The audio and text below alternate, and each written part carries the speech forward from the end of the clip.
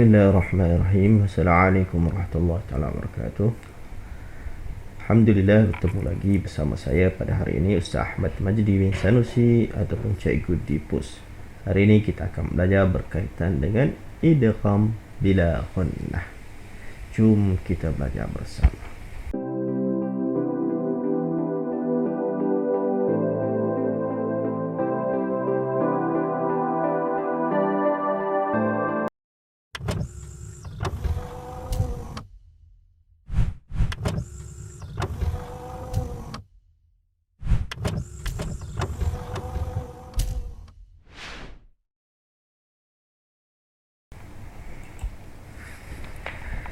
Bismillahirrahmanirrahim. Assalamualaikum warahmatullahi wabarakatuh. Bersama saya lagi pada hari ini Ustaz Ahmad Majdi bin Sanusi ataupun Cikgu Dipus. Hari ini kita akan belajar bersama berkaitan dengan idgham bila ghunnah. Idgham bila ghunnah. Idgham bila ghunnah ini berada dalam buku teks pendidikan Islam tahun 3 bidang tajwid. Boleh tengok pada muka surat 33. Dan untuk cikgu-cikgu, standard kandungan pembelajaran kita hari ini 6.1, standard pembelajaran 6.1.1.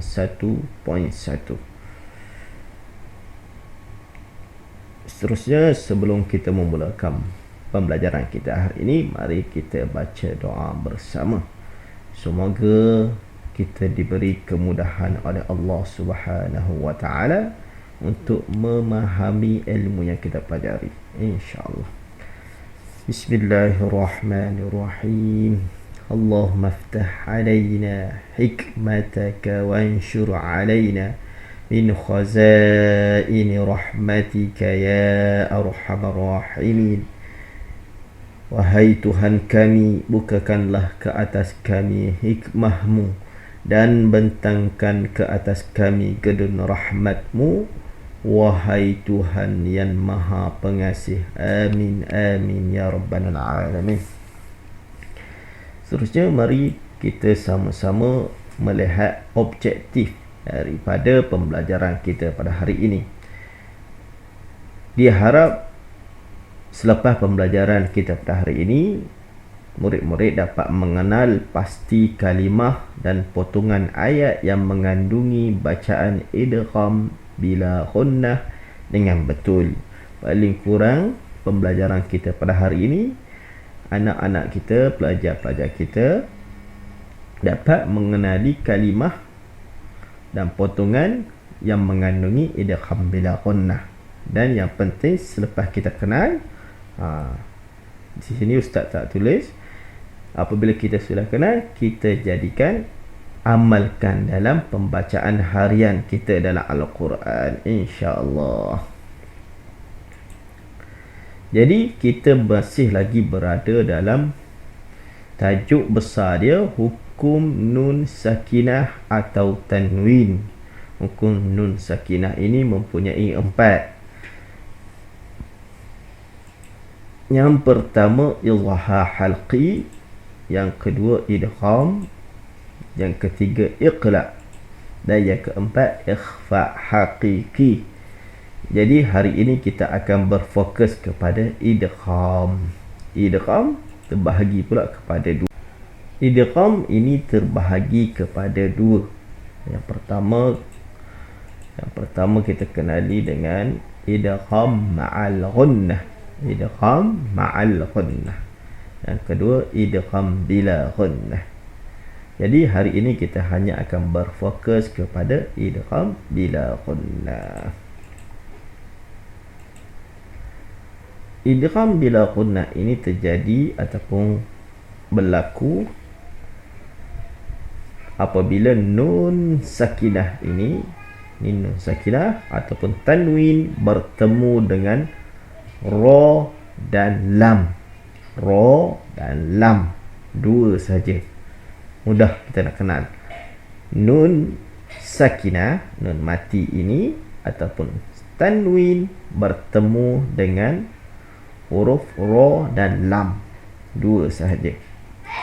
Jadi cara kita nak mengenal idgham bila ghunnah di dalam Al-Quran resan Resam Uthmani. Resam Uthmani di sini kita tengok. Yang ni contoh bagi tanwin bertemu dengan ra. Jadi selepas sahaja huruf tanwin ini ada sabdu atau sakinah. Jadi kita jumpa macam ni, maka itu kenallah kita itu idgham bila ghunnah. Dan seterusnya ini nun sakinah yang tak ada tanda atas ni, tak ada tanda mati ataupun sakinah. Terus selepasnya ada tanda sabdu atas huruf lam. Jadi ini contoh bagi huruf ra lagi. Tanwin, selepas dia huruf ra terus ada sabdu. Yang ni cara lain kita nak kenal idgham bila ghunnah. Idgham bila ghunnah.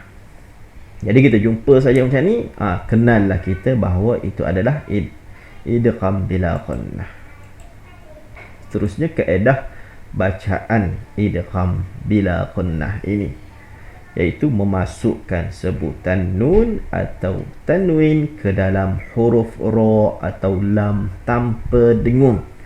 Tanpa dengung. Kita memasukkan sifat huruf nun dan tanwin terus masuk di dalam huruf ra dan lam. Kita bukan kita terus macam buang teruslah tu.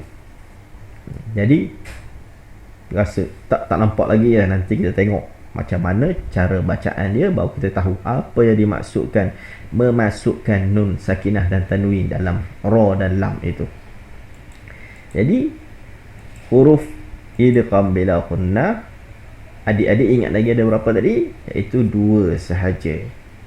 Apa dia? Yang pertama ra dan yang kedua lam. Ra dengan lam sahaja. Tak banyak, mudah untuk kita ingat. Jadi bacaan idgham bila ghunnah. Yang ni contoh-contoh yang berlaku, dan bacaan kita nak baca terus bagi nampak kenapa dinamakan dia dengan idgham bila ghunnah. Dan satu lagi nama tambahan ataupun dikenali juga idgham bila ghunnah ini, idgham kamil, memasukkan secara penuh, masuk penuh. Itu nama lain, idgham kamil. Okey, kita tengok contoh yang pertama. Kita tengok nun ini tak ada tanda sakinah, dan terus huruf ra ini ada sabdu. Jadi cara sebutan dia, jom ikut ustaz baca. Mirrahiq. Mir maksudnya nun ini sudah tak ada dah. Kita tak baca dengan min. Kita baca dengan mirrahiq. Mirrahiq. Mirrabbika. Mirrabbika. Mirrabbika. Terus kita masuk. Nun ini memang tak ada dah. Terus masuk dalam sabdu ini. Aishatir radiyah. Aishatir radiyah. Aishatir radiyah. Aishatir radiyah. Seolah-olah kita baca dengan satu baris. Aishatir radiyah. Satu baris lagi macam masuk sini lah.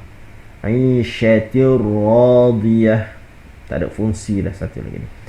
Syaitanir rajim.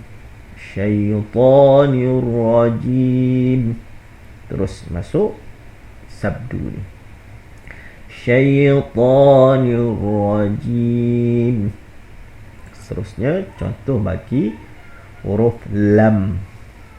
La illam yantahi. Terus masuk dalam huruf lam. La il. La il. La illam yantahi. Walam yakul lahu. Walam yakul lahu. Walam yakul lahu. Terus masuk.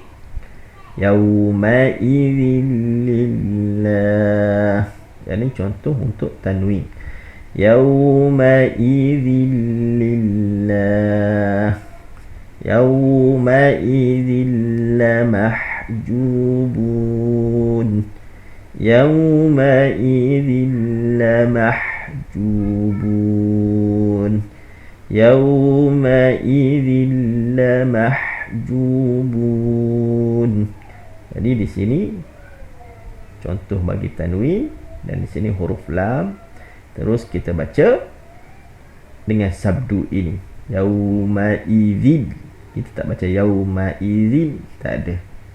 Okey, sekadar itulah perkongsian saya pada hari ini berkaitan dengan idgham bila gunnah. Hurufnya ada dua sahaja, iaitu huruf ra dengan lam. Ingat, ra dengan lam. Dan cara bacaannya atau cara lain kita nak kenal dia dalam resan Osmani, iaitu selepas huruf nun ini ada tanda sabdu. Itu cara lain untuk kita kenal. Ustaz ulang balik supaya kita ingat balik pelajaran kita pada hari ini.